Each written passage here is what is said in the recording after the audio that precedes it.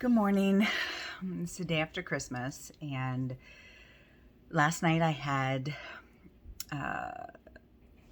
some intense periods of grief, and I want to really talk about that today because I think it bothered some people. I think it made people feel uncomfortable.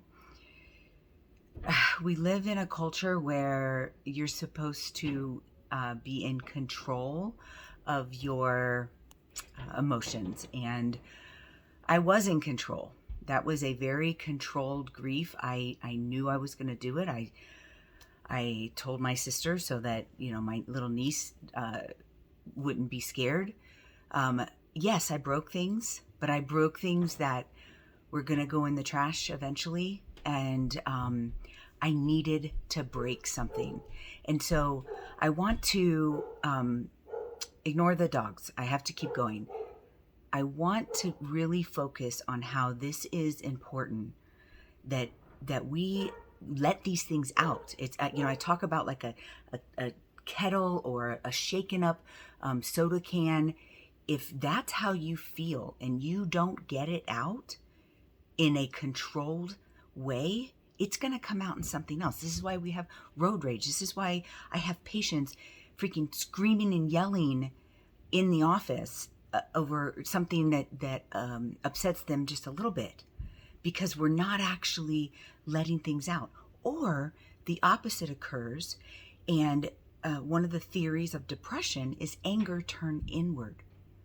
And I am going to try to publicly grieve as authentically as I can.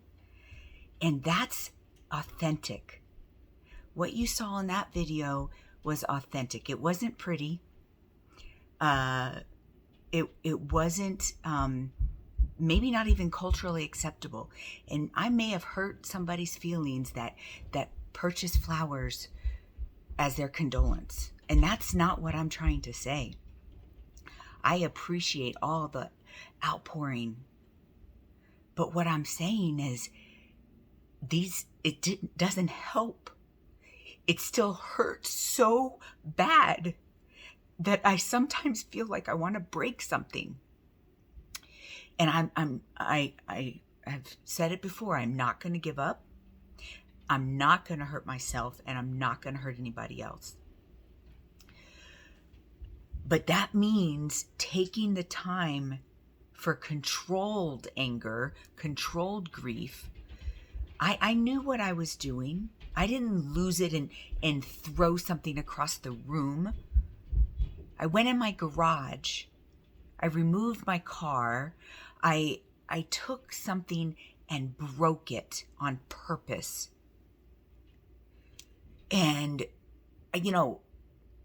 I even was talking to a friend last night, and this person said, that they didn't think I should have done that.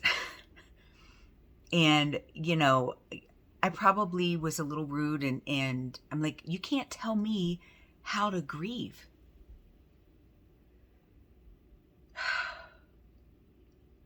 But I do know that we all must process and feel our pain in order to live healthy lives. And I'm not going to just tell you when I come to a realization and I feel stronger, like this morning. Like I feel stronger, and this is one of those videos, and maybe we'll do it back and forth of, when it's black and white, you're just seeing raw grief. And when I take a shower and brush my hair, this is, what I've learned from it and how I'm communicating it. And I might do it again. There are some more vases that can be broken. I have put some of the dead flowers out in the garage, and I've purposely not cleaning up yet. Because if I need to do that again, I'm going to do it again. And that's what I'm trying to say here today is There are moments in grief and pain that you can let it out. That doesn't mean you've lost control. And I think that might be what scared people yesterday, is that I looked like I'd lost control. But you lose control when you're out in public and you throw something because you can't take it anymore, or something little makes you do or hurt somebody else, or when you turn it inwards and you start cutting or thinking about suicide, right? Let it out. Let it out in a controlled manner. It's okay to scream and yell. I used to make fun of my mom. She went through a period of time when I was like 5 years old, where she was doing what they call primal therapy, and she would be in a room that was soundproof, and there was a punching bag, and we actually had this conversation last night, like, that would be fine. Get a punching bag. Like, she was like, let me go buy you a punching bag. I said, I might buy a punching bag. I might not, but that is definitely a good way to, like, controlled get it out. I thought, well, maybe I'll go to the batting cages and just really try to hit that ball hard as I can, and let some of that anger out. I think this is why some athletes, that after they can no longer do their like boxing or football, that's how they were releasing their anger, and then they have issues with anger and those kinds of things because they're no longer letting it out. So it all comes back to insight.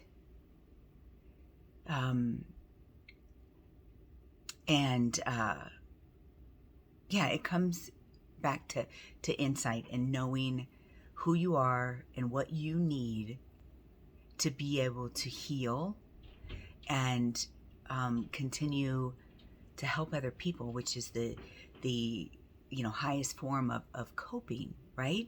But if we're just helping people but hiding ourselves, like, we really have to figure out how to heal. And publicly is not for everybody. And I'm doing this because I feel called to do this. I feel like it's easy for me, so I should do it, right? But for some people, they really need to heal by themselves, alone. But what we need to make sure that you're doing is that you're actually healing, and that you're getting things out, and that they're not just being suppressed and piled on. So today's the day after Christmas. I'm having a good day so far, and I will continue to share my story.